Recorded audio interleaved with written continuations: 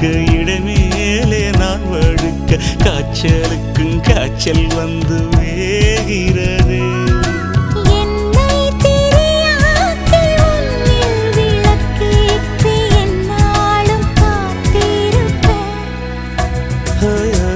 அழகூரில் புத்தவளே